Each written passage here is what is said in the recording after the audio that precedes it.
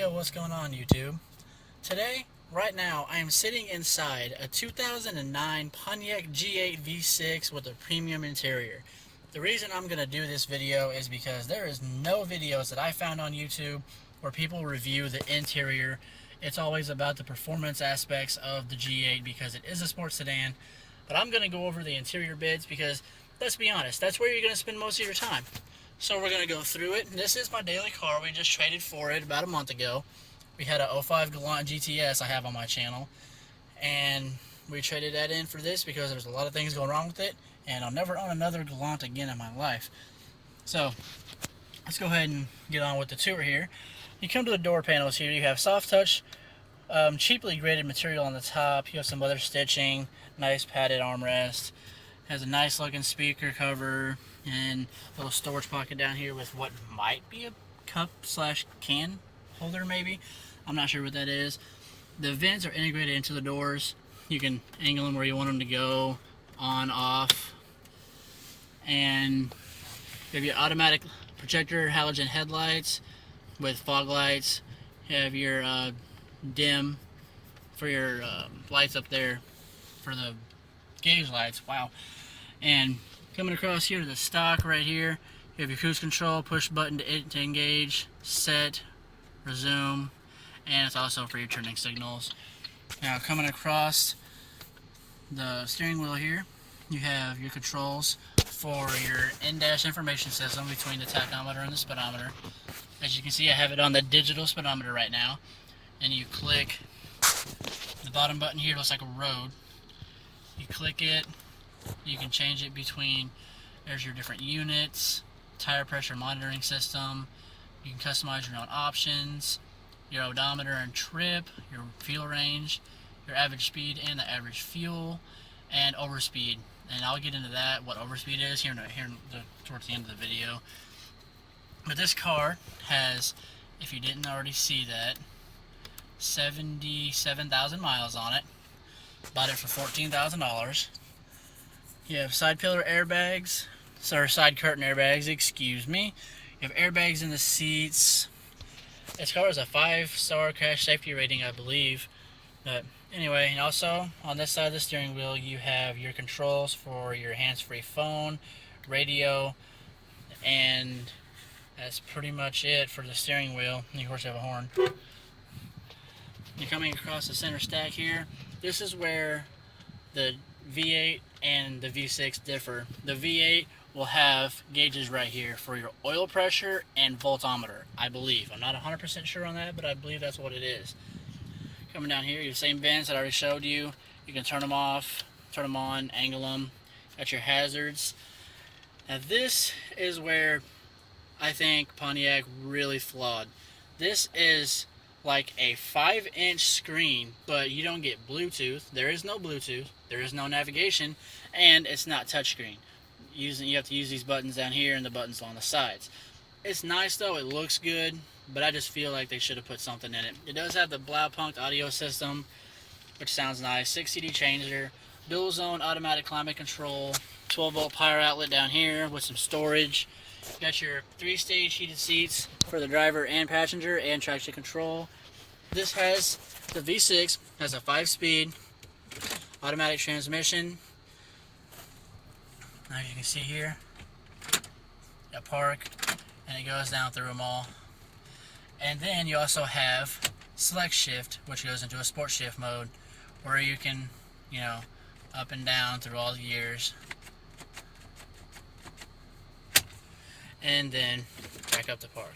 Now there is no rear view camera on this car. I don't think it was even offered as an option. Anyway, continuing down, you got your power locks, power mirrors, power windows, automatic down for the front 2 passengers. Built-in integrated e-brake, which looks really nice. I kind of like how they have it hidden, if you will. You get 2 cup holders. They suck. They're tiny. You can't fit 2 large size McDonald's cups. And in here, of course, this is a used car, like I said. I do use it, but it has a 12-volt power light in there, and it's pretty decent size. As for the audio system, I can turn it up. You're not really going to be able to tell much by it, but it's a really nice system.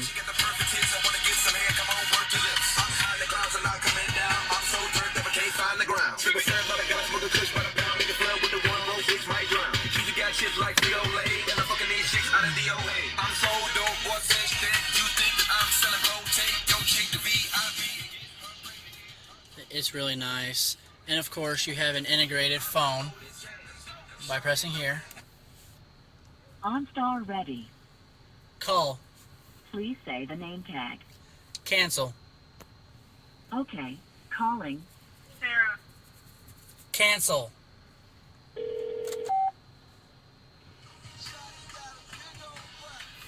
Voice recognition isn't the best all the time, but hey, it's still there. Now coming up here, you do have dual visors, of course, and you have dome lights that come on and off with the doors. Manual dome light come on, sunglass holder, and of course you have your manual dimming mirror with integrated compass and OnStar. Now, as for my opinion, I guess I can go over here. This is a nice two-tier glove box. A lot of space. It's really nice. Trunk release here. It is not damped, but it is lined with felt, which is nice. Now, coming across to the seats, very supportive, very nice. Of course, it being a GM product, it's not real leather, it's faux, and it's really cheap feeling, you know, really, it feels cheap, but they're nice, they did it well. We really like it, it's really comfortable, really fun to drive. Like I said, there's 4 airbags. I think there's actually 5 or 6 airbags up front. There's quite a bit of airbags in here, quite a bit of safety going on.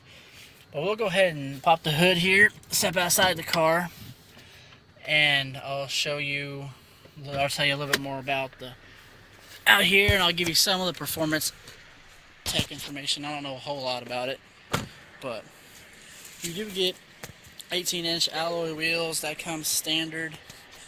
Ours has deck lid spoiler, and it has dual aluminum exhaust with a rear diffuser style bumper.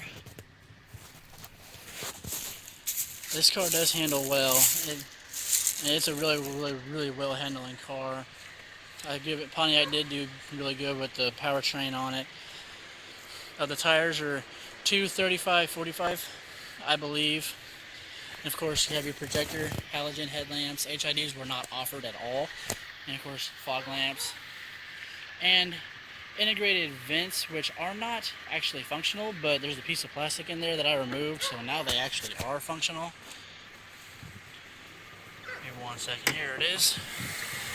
It's a 3.6 liter V6, variable valve timing, direct injection, produces 256 horsepower, 240 foot-pound of torque. It's supposed to get 17 city, 25 on the highway. I actually get about 27 on the highway, but that's just with the cruise enabled and me not hot rodding it at all. Really nice car. Gets up and goes well. Does 0 to 60 in about 6.5, 7 seconds, depending on what the weather's like. Not the best, but I mean, it is the V6. You have intermittent wipers, and if you notice, it has hidden sprayers, which is something I really like. See one of the tweeters there for the Blaupunkt 11-speaker audio system. Got your antenna up here. No sunroof. Did come as an option, but we didn't get it.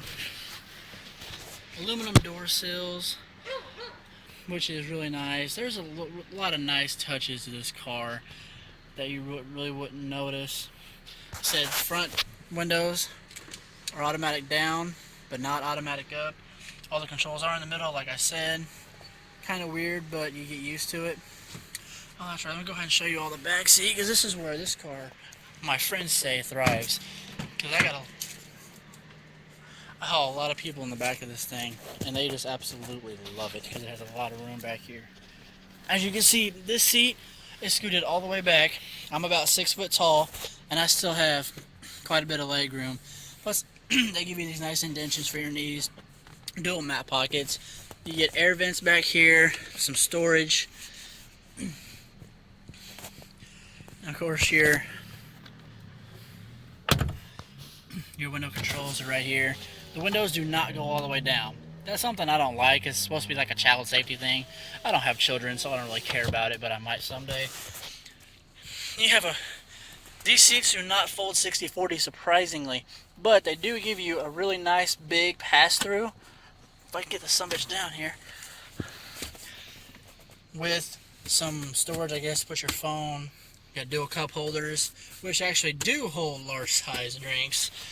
And of course, a nice big pass-through for extra storage.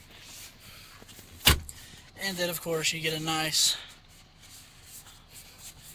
armrest here, which is also leather and nicely padded. Go ahead and move to the trunk real quick. Oh, this thing is a little hard to get out of though when you're my size. That way, almost 300 pounds. I'm a big boy.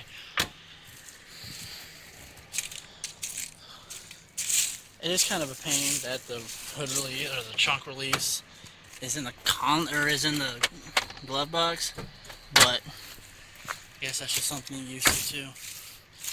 This is where I really love the G8. A nice, very large trunk. The battery, which I was messing with it the other day, is located in the trunk. Has a little cover that goes over it. If I get it the right way here, so it's not very visible. Yeah, it works. Nice big trunk space. Now also, you get a full-size spare, which is really nice. It's not a donut, it's a full, legitimate size spare. And there is a cargo net back here for whatever you might need it for.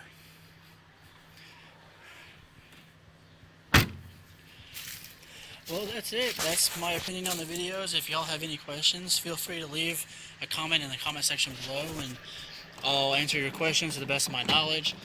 If I didn't do this right and I sucked at it, let me know. If this was the worst video or worst review you've ever seen, go ahead and let me know, and I'll do my best to perfect it.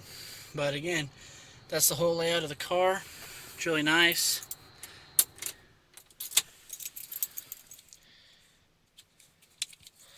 Anyway, I hope you all have a nice day. Thanks for watching.